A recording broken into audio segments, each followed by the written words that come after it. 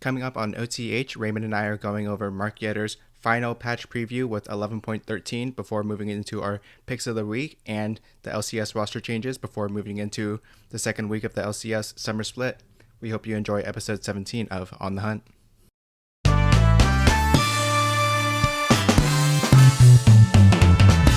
Welcome everybody to episode 17 of On the Hunt, a League of Legends podcast.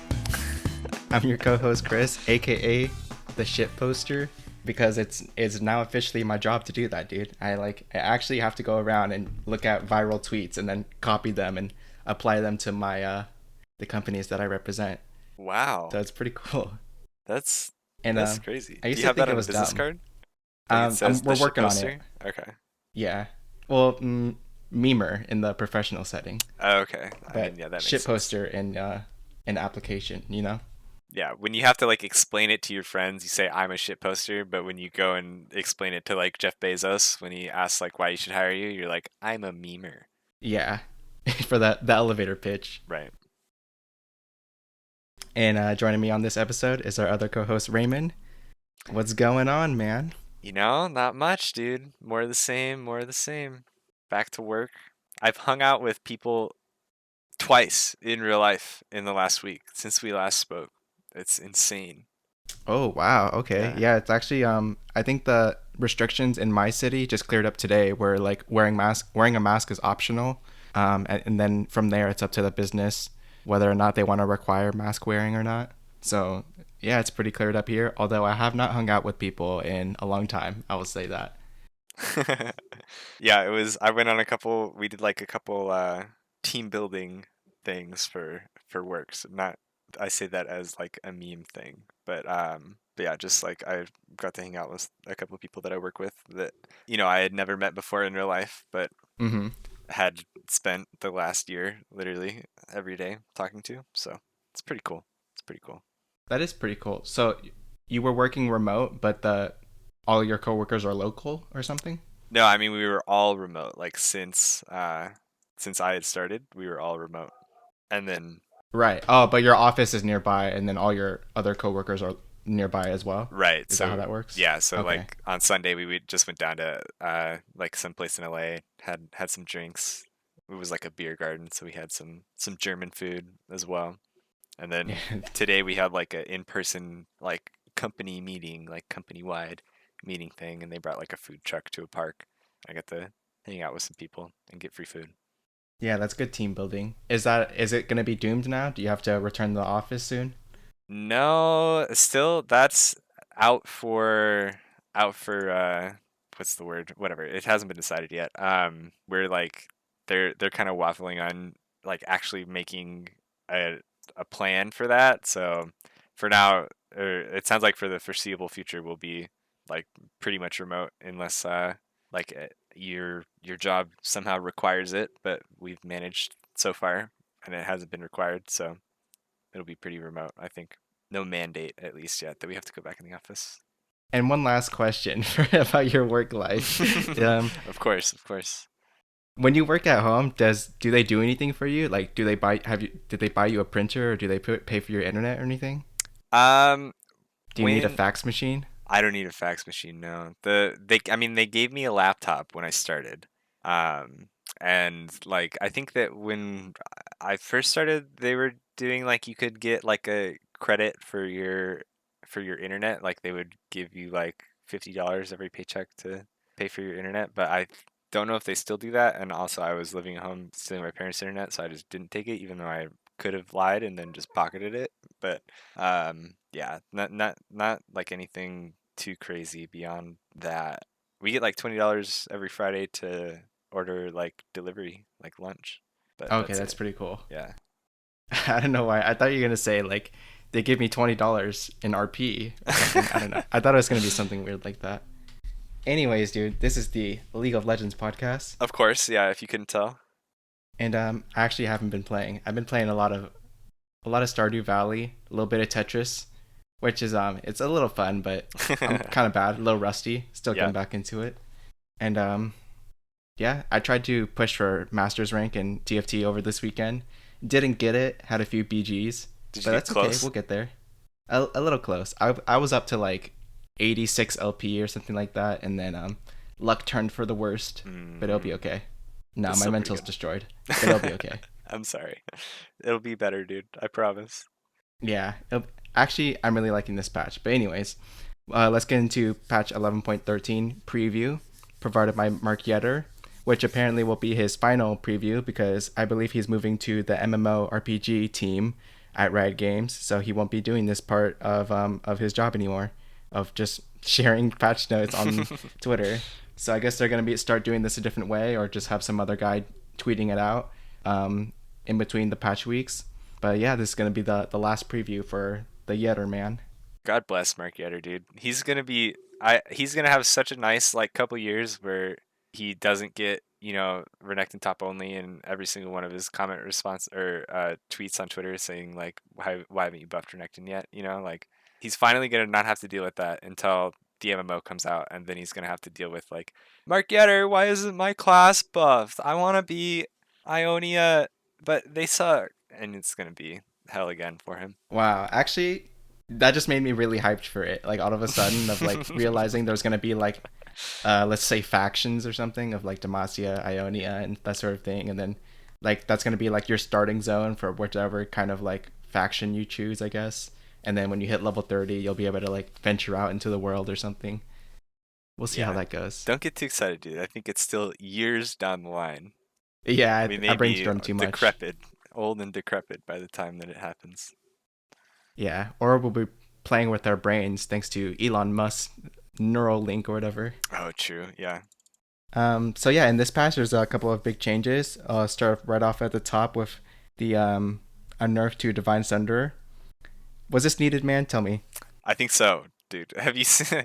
I know you haven't played, but I've been playing, and every game there's either an Ezreal ban or an Ezreal in your game, and I think that item is part of the reason. So they're taking it down a notch, getting it off of him. I don't know that there were any other ranged champions abusing it. I know that like some other, I mean, we've seen a lot of other melee champs kind of that can use it. Like the Wukongs, the Volibears trying to play with it. It seems like that's giving it presence, but it doesn't seem like out of line for those characters. So we're just giving Ezreal the old kneecap, which is I think well deserved. Yeah, dude, he just won't stay down. But anyway, so they're only nerfing. It looks like they're only nerfing the amount of HP that you, no, the amount of damage Just that the you deal damage, yeah. based on your HP just for range. So I think melees are going to be unaffected from the looks of it. And then moving into some new things that are going to come into game. There's going to be a cost reduction for some of the AP items, Ludens, Leandries, and Everfrost. And then also a little bit of buff for Moonstone Renewer and the Ghost Poro rune. And then there's also going to be two new items. You want to just hop into those right now? Yeah, dude, let's get started with those. Pick your favorite. Okay, yeah. Let's just start with Hullbreaker. I believe this one is going to replace Sanguine Blade for being kind of a split push item and emphasizing being on by yourself in order to maximize this item's passives. So it's going to be, I don't know what the build is or the item components, but it's going to be 50 attack damage, 300 health. So I assume there's going to be some sort of like belt involved or maybe even phage. Yeah, And then I actually didn't think about that. Something like that. and I guess a rejuve bead thrown in there somewhere for health regen. And then the passive is when there's no allied champions nearby, you gain armor based on your level and magic resist, and also 20% increased damage to towers. Also, your nearby large minions gain armor and magic resist and deal damage, increased damage to towers as well. So it's all about being tankier and then dealing damage to towers, which is kind of weird. And it's an AD item, so you don't get to use this on like Twisted Fate or anything like that. What do you think? Is it cool to you? Is it? For first of all, for me, it's like rest in peace, Sanguine Blade, because that item's really fun when you play it on like Callista or even any of the like fun split pushers like Tryndamere, Fiora, or even just make it on somebody like Wukong or I can't think of anybody Yeah. else right now, Okay. but yeah, just any split pusher. Yeah, what do you think about Hullbreaker? Yeah, I mean, I think when I first saw it, I think I had the same thought that many people did, and it was how much did the Baus FFS pay Riot to make him a 80 Scion split push item? And Like I think True. the jury's still out on who did that, or how much it costs, I guess, because maybe like I can get just a Sivir item or something. I don't know. But yeah, I mean, it seems pretty legit. Uh, I think I kind of agree what they said when they mentioned that it was removing Sanguine Blade. I think Sanguine Blade has like just way too weird of a niche. Like the champions that want it, like the champions that would build it often are like, Lethality Quinn or something, and that's probably like the most synergistic for anybody, and everybody else is like, if I want lethality, do I really want attack speed? Do I really need the lifesteal? Like it was just kind of weird for a lot of people to justify building. Um, so like I kind of see how this is like a better option for more beefy bruisers or tanks that might want to try and venture into some split pushing or having to match split pushers or something like that. So it seems pretty cool to me. Yeah, I'm kind of sad because Sanguine Blade you can also build it on junglers for fun too, and, like just messing Yeah. around, make it on Lee Sin or Jarvan or something like that. But this item, it's like specifically for split pushing. Like the bonus is that you deal more damage to towers, whereas with like Sanguine Blade, if you like caught somebody out in river or like at a camp by themselves and then it's just you could like potentially one cycle them or something.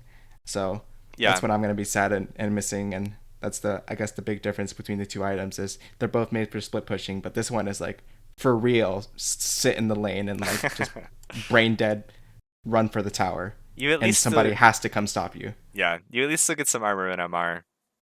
So at least it's not totally lost when you're not like actively pushing, but if you're just by yourself, you're a little tankier.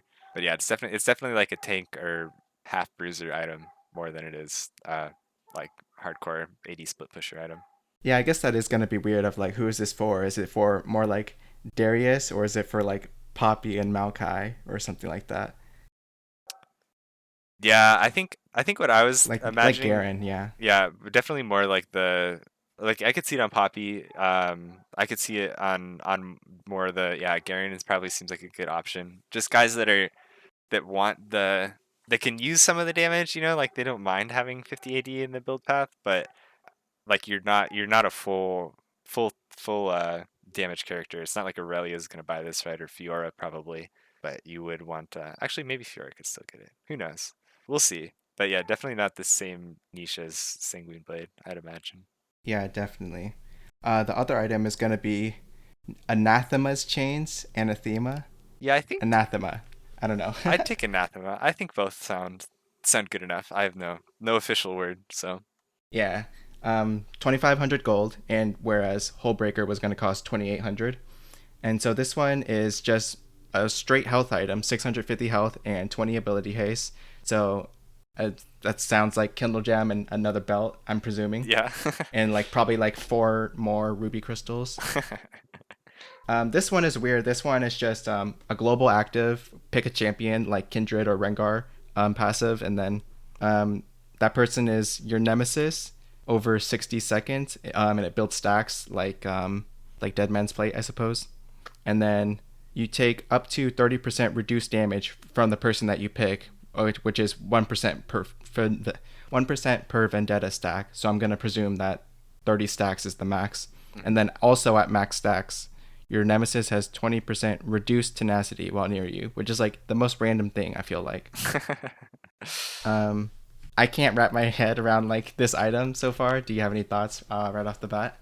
I'm not really sure. Uh, like it's so much health. Yeah, I don't know. It is weird. It's like something that you want. It sounds just like you want to beat up an AD carry, right? It reminds me of like old Poppy Ultimate, also almost. You're just like you're picking one person, you're saying fuck you in particular, kind of thing. But Yeah. I don't know. I don't know. I wonder how good that is. Like if you're not the vendetta, right? Like you're playing some top lane tank and you're saying I'm gonna build this and just pick their AD carry. Like if they're if they're strong, it seems good. But then if like you're against anybody else on their team who deals damage, right? Like if you're against a Viego jungle and you're picking the enemy, you know, Callista or something, like sure the Callista's gonna tickle you, but then Viego's still just gonna like roll over you. I don't know. It's a little Right. it's a little weird, but it sounds like if it's if it's strong enough, maybe it is just like super fuck you and it'll be really toxic. But I don't know. It's hard to say without seeing it like in action, I think. Yeah, I guess when I think about it, it would be really good against like single threat comps. If it was something like, you know, four supports and Kog'Maw, maybe something silly like that, or like Yeah, rest in peace, Taric Master Yi combo, because you just target the Master Yi and he can't deal damage to you. true. Um, so like I other than that, like I feel like it's kind of a weird item, totally out of the blue in my opinion. I would like would never even like think of this kind of item existing in the game, let alone like actually putting it in and what it does and what stats it would consist of. Yeah, like you definitely I don't think of like if somebody sat me down and like 3 months ago and said, "Hey, what do you think like if we had to make a new item for League of Legends, like what do you think it should do?" I This know, would have right? never came across my mind. Like Like a none of Make a this. Wish Foundation thing. Yeah. Yeah, just make an item, go for it, dude. Fuck it. And what's your name? Yeah, it's in the game now. Let's do it. Yeah. And then also, any last thoughts on the new two items? No, I think I don't know. I think they're just it's a little weird, definitely, but we'll see how they play out. I don't know who will use them. Yeah, the only if there's any takeaway that I have, I'm mad that these two items came out after the summer split started. Like, why is there gonna be two items be put in with into like week 5 of the LCS? Like, that's the part that I'm mad about, if anything. Also, in this patch, it's a big patch, is going to be a big mobility creep reduction that was pushed from last patch into this one, and you gave it to me. Long story short, there's gonna any item that gives bonus move speed, that move speed is reduced. So items like Gale Force just get Trinity Force, they just give less move speed. Same thing for Stride Breaker, Shurelia's, Cosmic Drive, etc. I don't know if the distance for Stride Breaker is nerfed as well. Yeah, no, the thing for Stridebreaker, I think yeah, I think you hit the gist. Like most of the items, like anything that was a mythic passive that gave you move speed, anything that just had passive move speed as part of it, just is now like less overall.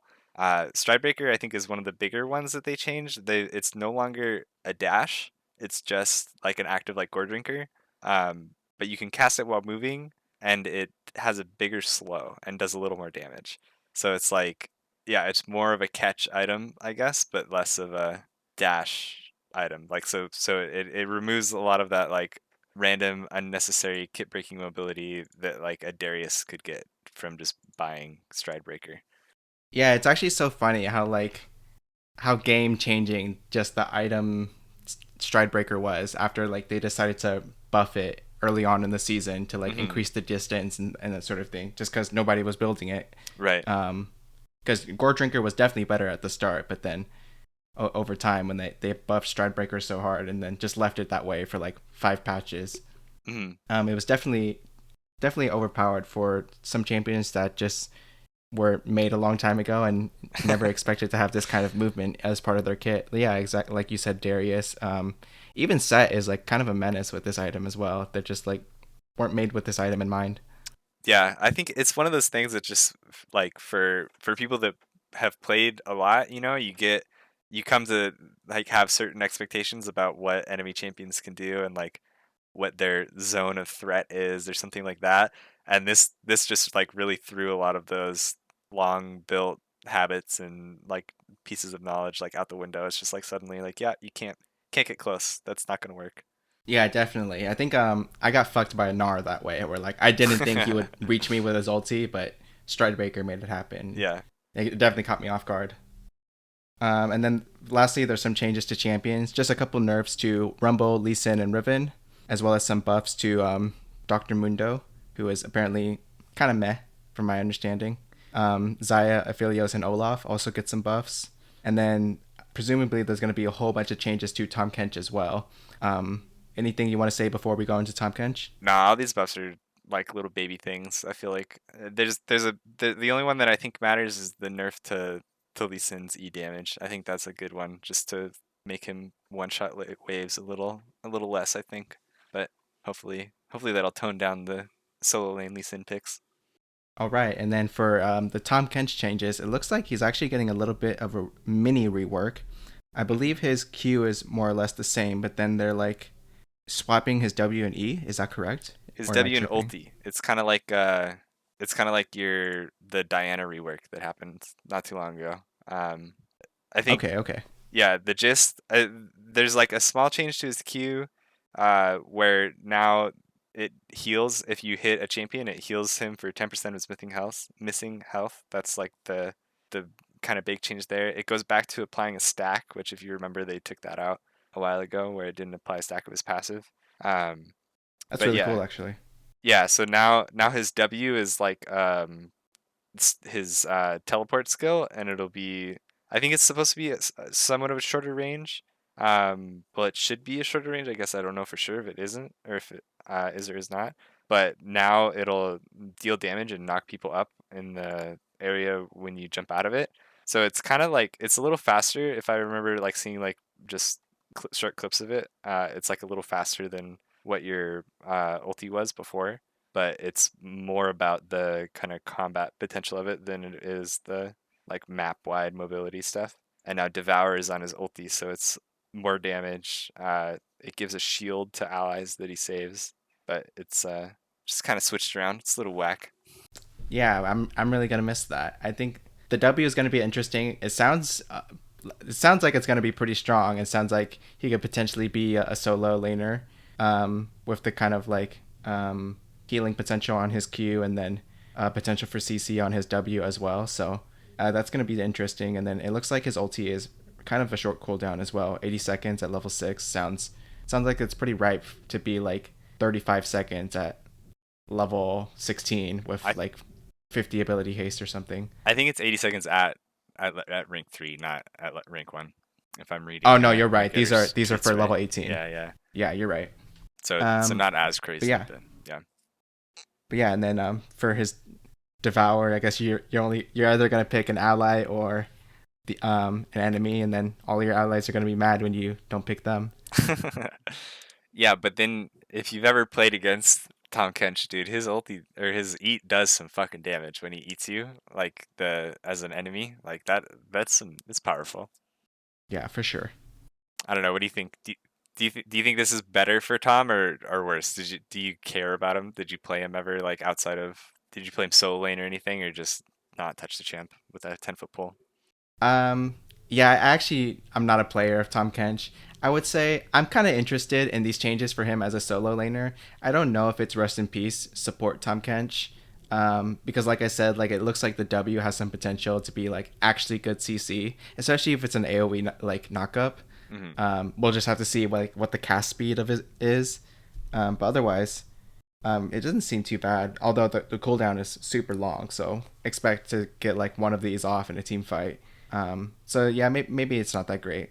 And then I don't know if he's gonna need any more like base stat changes to like his move speed or something to make up for like not being able to eat people, or just like not really serving any other purpose anymore than like to lick one person, Yeah. um, for like to peel somebody. So it'll be interesting. I'm not sure if it's rip support Tom Kench though. I hope it is, dude. I think he shouldn't be there, or at least like how he is now. Like it's such a weird champ to have to just be like a full immune for just any given trade, even at the bot lane 2v2. It's so fucked. Like how you have to play totally different around what Tom Kench does, and not that that's bad, but it's just like such a punishing, annoying mechanic that I think it's like not good. Yeah, like it's like reverse Callista ulti, I guess, of like Yeah, just but like it's that on a person 10 can't second take damage cooldown, right? anymore. Yeah. Yeah, Like I think I it's see what you mean. it's useful as an ultimate still, like to devour your ally, right? Like if it saves the Kog'Maw from getting hit by like a train of damage or CC or whatever, but like you're not able to do that on a whim on every single bad spell that hits him.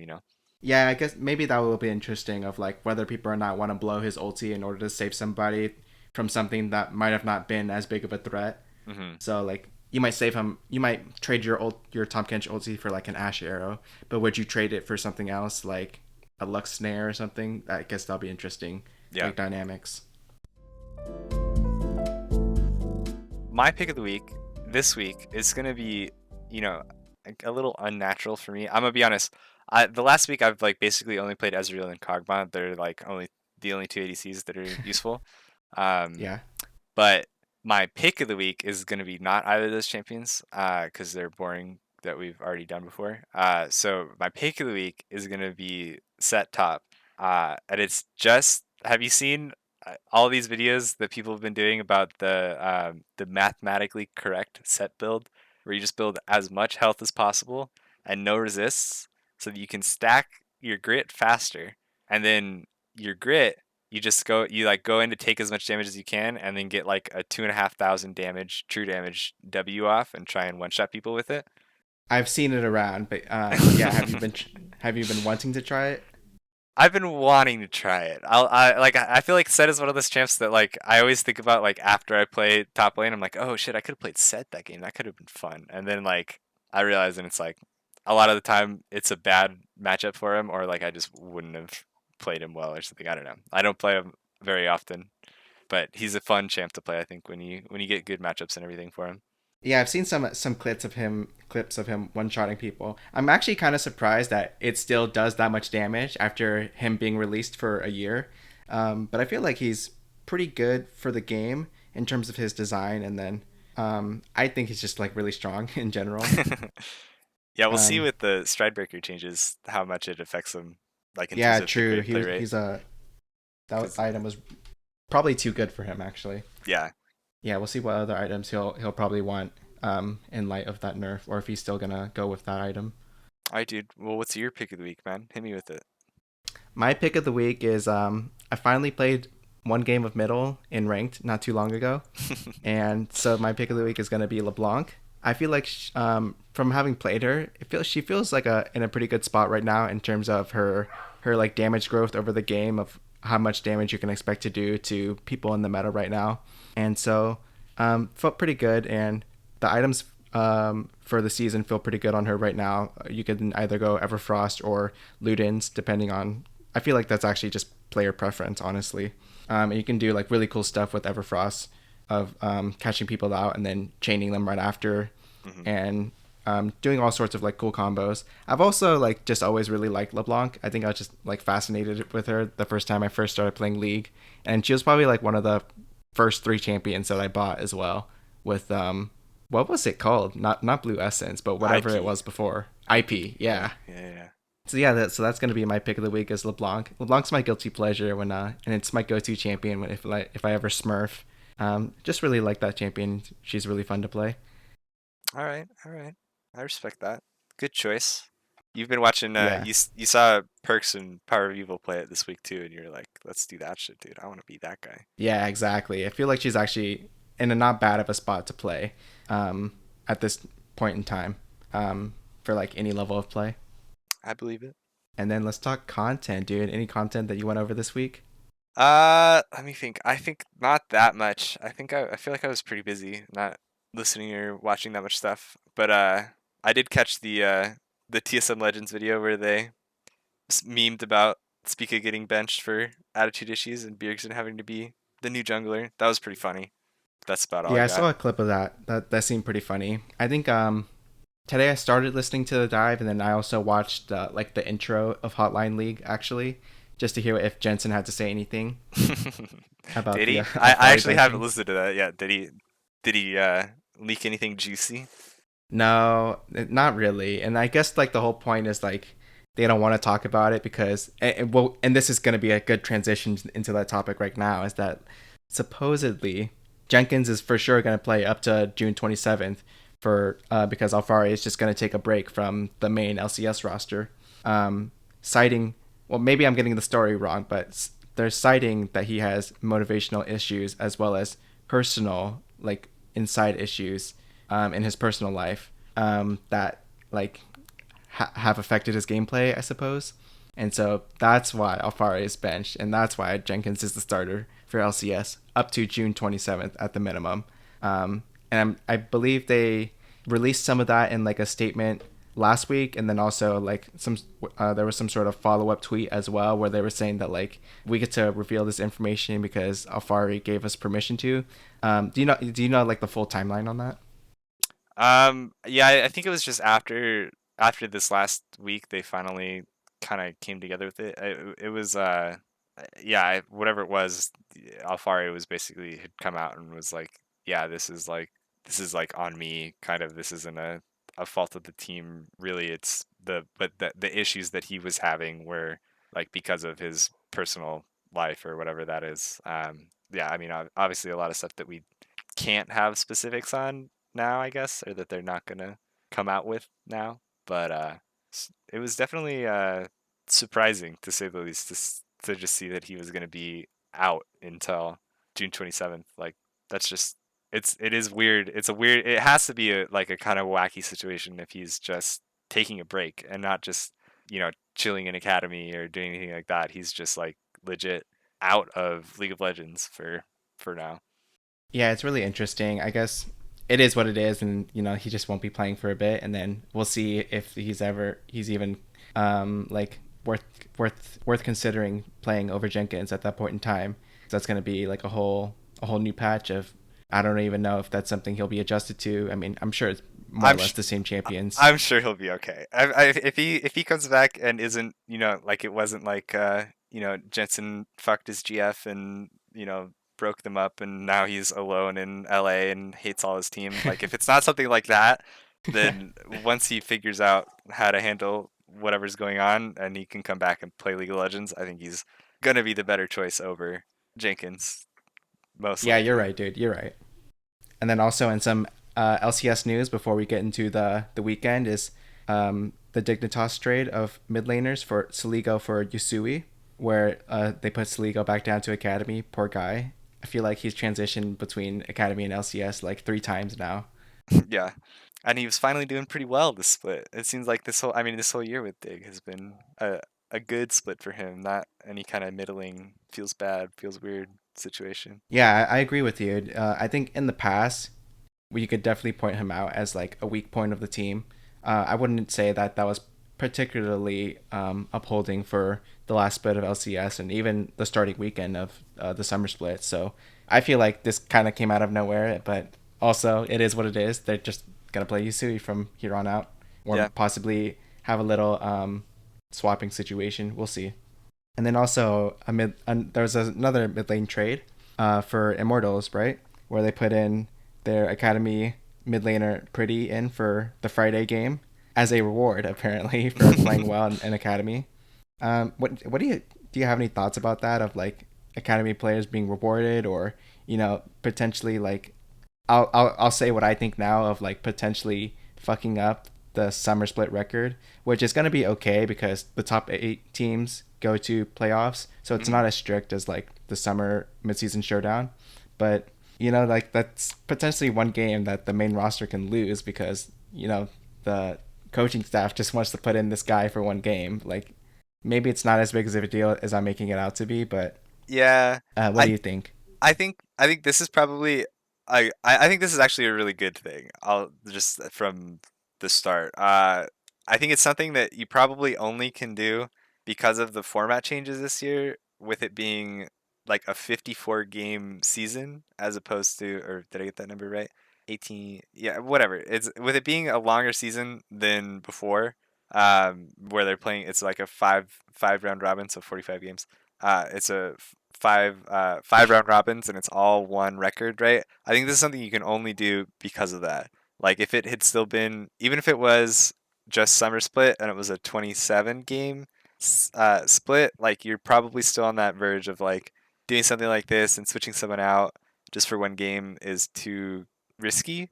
But I think it makes a lot of sense to just like have those situations, like giving academy players LCS time, uh, giving your LCS player like just a day off, like is not a bad thing either.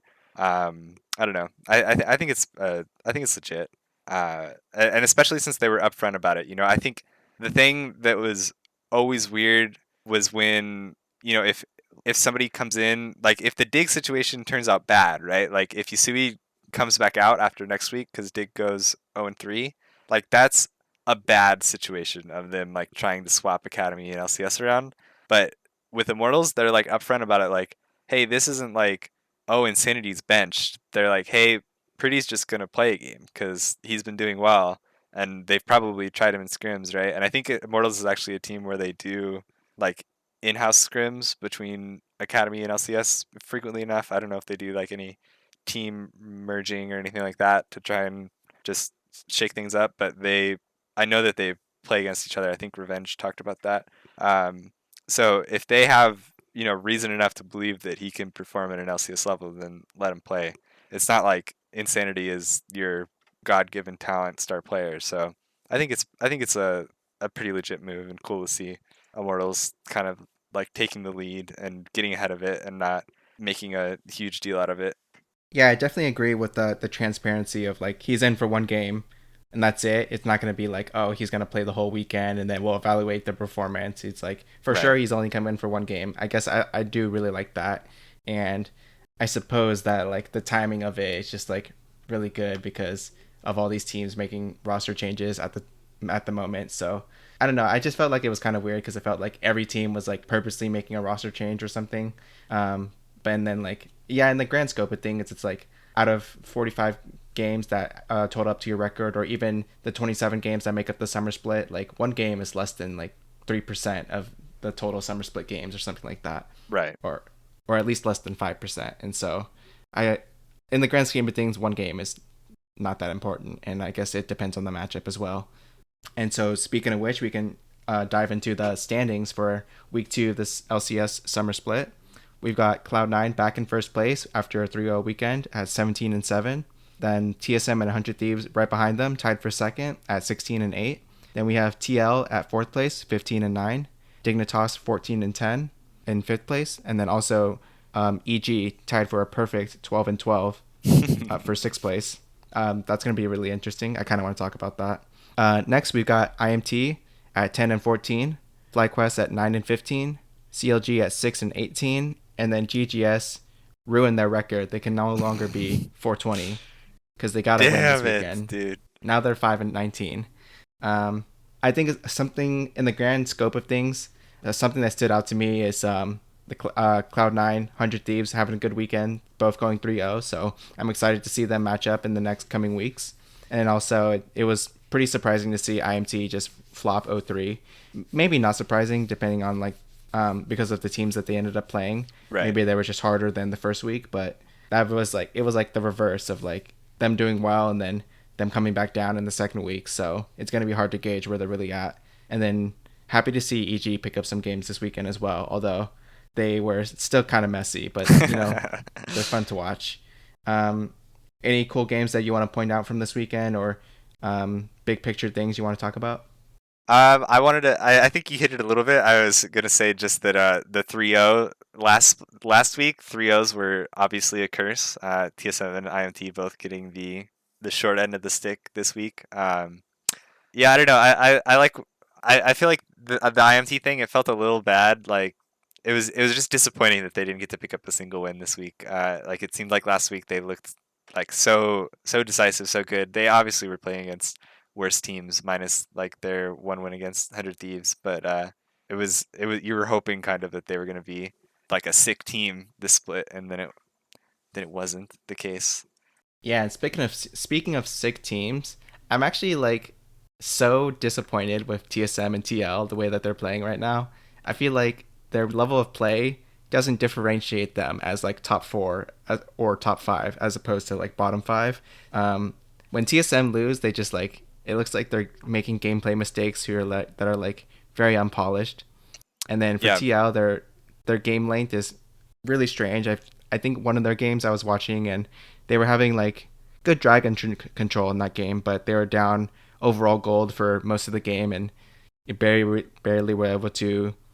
I think it was the game against EG actually, I believe, where like you the top laner on Akali Jenkins, he just like kills EG because they're like being monkeys, honestly. right. Like the EG, way the that he EG ended up like classic. yeah, no, I'm serious, dude. The way that like that Kali just picked out Jinx and then picked out the mid laner right after, it was just like it looked too easy. Like that couldn't be real. Yeah.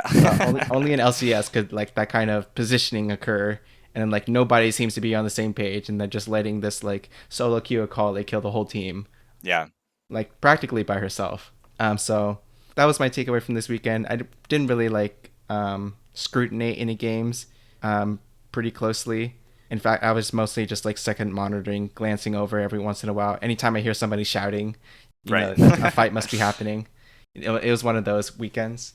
But yeah, I would say like overall, pretty crazy flip in the standings. C9's back on top, and then all the teams that would do it well in the first week didn't do so hot in the second week. A lot of 1 and 2 records this time around. So I'm not sure if that means there's parity amongst the teams or like the region's just kind of down right now. And then I can't even imagine that like um, the the changes that we previewed for 11.13 eventually it's going to hit this, and then I would say Right. that like it's a pretty big system change, like nerfs to Lee Sin and then nerfs to Stridebreaker and movement speed overall. Like I feel like that's going to have effects on the game, and of course the changes to Tom Kent as well. That won't be until like week 5 or week 6 potentially, but that's how that is, I guess.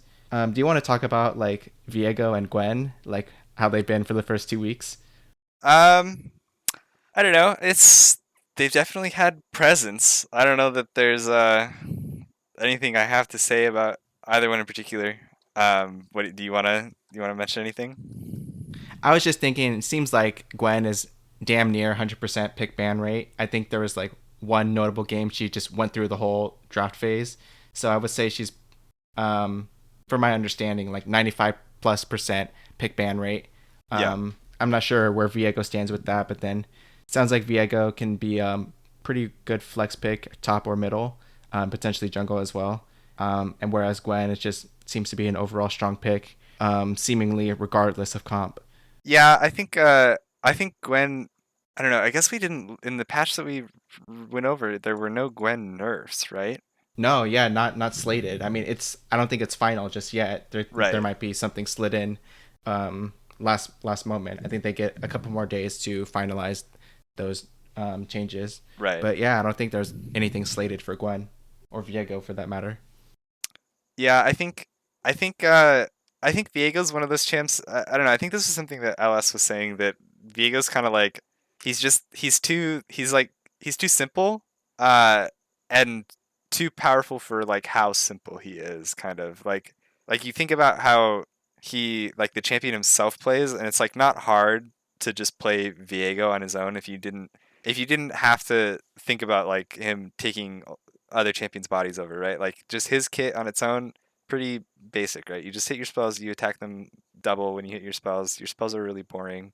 You Right. know, like it all is like a perfect like mid-tier pro champ where it's just like they want something that is pretty consistent about what it does, and that's when you're Viego, that's like do damage, and then like when we kill somebody, you kill them as well. Or you take their body and then you win the fight if you get the resets kind of thing. Um, so I don't know. I feel like it's one of those that I think people are playing a lot because of like his newness. Like a lot of people have been trying it, and then I feel like he'll eventually like fall out of favor just due to the nature of the champ. Like I don't think he is good enough to stay around like when people actually put in some thought of like how to play against him. You see some games where people like, you get like 4 GAs on one team and then like, well, shit, he can't reset now, right? It's just like Katarina or something. Like they just can't go in and get the resets off to take advantage over or take over fights. Yeah, I would say I would agree with you on the simplicity point, maybe as like opposed to Syndra, who has like a lot of creativity as to like how you could go about using her basic abilities. I think, I mean, like all in all, he's a 2021 champ. Like he has mobility, Yeah, he has like um, healing built in, he's got damage, he's got reset, he has multiple dashes. Like I think there's just parts of him that are like gonna make him a superior champion in many aspects, with regards to like, power creep, I suppose, and all different kinds of creeps in the game. right. Um, but like you said, like in the end, he's a melee champion, and like that's more or less AD, and is not like a late game carry, especially if people are gonna go like third item Randuins on him. Yeah, Although I would say he has a bunch of strengths, and then maybe you just have to play against him more, or maybe the meta is gonna shift, um, for that something like that to change. I will say that I am liking just told to suddenly shift away from Viego. I'm Right. liking the a lot of people are playing Jin Zhao jungle right now. Seems to be pretty good. I saw Blabber playing it. It seemed really strong. So I'm glad to see that he's getting some love in the LCS right now. Do any other champion picks stick out to you from this weekend? Yeah, I think we talked about it a little on your pick of the week, but we've seen like LeBlanc kind of go nuts in a couple games. I think it was Perks in one game and PoE in another. I think that's a good sign of kind of what I was saying about like the Viego thing. I feel like people like you get to a point with sometimes you get in a meta where it's like, oh, these are like the power picks, right? And like a Akali right now is like one of those power picks where it's like everybody's just like, oh shit, I'm gonna pick a Akali as soon as it's up. And then if you play the counters to those picks, then you can try and remember to pull those out. But if you're just thinking of them as like, oh, Akali's super strong, and then it's like, well, if Akali's up, then that must mean like Viego and Gwen are up, right? So then I can pick those champs, and then you're putting them into your solo lanes, and it might not be a great matchup into Akali, whatever. But like then you get to a point where people remember like, oh yeah, shit, if they just pick Akali, I can just pick LeBlanc, and then it's a good matchup in the mid lane, and I still get the same threat, right? And but they have to build the rest of the comp a little different, whatever. Hopefully, that's a sign of people pulling out some more different picks and not just being meta slave kind of things. Yeah, I'm with you on that. Okay, and then before we finish out this episode, I thought it'd be a good idea to pick out some of our favorite matches that are going to happen next week. I think next week's is going to be kind of interesting. I think it's a lot of for Friday and Saturday. It's a lot of mismatch of like top teams playing bottom teams just because they have to eventually. But Right. then next Sunday is going to be really interesting, where we're going to have Team Liquid versus 100 Thieves, and then also TSM versus Cloud9. So on that day, a couple of the top four teams are going to end up playing each other, and I think that's going to shake up the standings because they're all pretty much like one game within each other, and so we can see TSM drop down to third, potentially even fourth. We can see 100 Thieves potentially go back up to first place after having it for a bit in the spring split, and then they haven't been to first place ever since. But other than that, I didn't really see any interesting matchups for Friday and Saturday. Have you taken a look at the schedule at all? I'm just looking right now. I mean, we've got Immortals and TSM, the two teams. The 3-0s week one, looking like they could have been the best teams in summer split, and then they both kind of choked a bit. So maybe they'll prove that they're both good again when they play each other, and somebody's going to be Yeah, better. the funny and worst thing about that matchup of IMT versus TSM is that I can't even say that it's favored for one team or the other. It's honestly a toss up for me right now. Like Yeah, I'm not very impressed with the way TSM played this past weekend. yeah, At least the way that their losses went, it just was kind of disturbing. yeah. It's true. I don't know. It's hard to say, but the good. I think that's the good thing about this being we're back to a 9 week split. That there's more weeks to come. There's not you don't have to go too overboard over just what happens in week 2 or week 3. So For sure. hopefully there are brighter pastures ahead for those guys. Yeah, hopefully all the teams will be able to turn around next week. Yeah, the other one I'll point out is that we've got Dignitas just sitting one game behind Team Liquid, and they have this week matchups against Golden Guardians, TSM, who's a shit team now too, and CLG, who has always been a shit team. So like Oh, okay. they could Potential easily 3-0 3-0. angle. Yeah, 3-0 and hopscotch their way into top 3, top 4, top 3, depending on how TL and 100 Thieves and TSM all play. Okay, well, we'll definitely have to keep an eye on them. All right, that's it for me. Yeah, I think we're I good. guess did you watch the new replay files or like the second episode of like the next level with Medios? I think it's called. I did. I caught some of the replay files episode. That was pretty cool. I didn't. I wanted to go back and watch all of it. I like had to go do something, so I went away from my computer before the start of that day. So I like caught like the first half. But it was that was a fun like team to watch, that old CLG team, and like the whole vibe behind it. So that was cool to listen to those guys talk about it. But I did. I have been meaning to go back and watch the next level show, but I did not see any of that. Okay, yeah, I still need to take the time to watch those. I think Yeah, just watching so much LCS, it's like, that takes up like 20 hours over the weekend, and then these things are like 30 minutes each, or close to that. Yeah, But we'll see if I end up getting around to it. yeah, they're way more. I think they're way more like podcasty. Like you can have it on like relatively in your background if you're just doing something else, doing some work or whatever, and keep an eye on it. Those are good to, but it's a quality 30-minute episode of stuff to watch rather than an LCS game that you may or may not be interested in. Ooh. I feel like that was a low burn, but I I'm don't know for just who.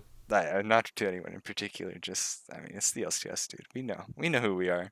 We know Yeah, how we some know. EG games can look. Yeah, some EG and CLG games, unfortunately. Okay, and that's going to be it for episode 17 of On the Hunt, a League of Legends podcast. I hope you all enjoyed it, and if you did, be sure to subscribe to our podcast in the service that you're listening to us on if you haven't already subscribed. And sorry that I've been stuttering for this whole episode. I just lose my train of thought every time. We'd appreciate it if you would also give us a rating or hit the like button to show us the support. And you can find us on YouTube as well as your podcast player of choice, from Apple Podcasts to Spotify and so forth. We'll see you all next week for another episode of On the Hunt. So long, everybody.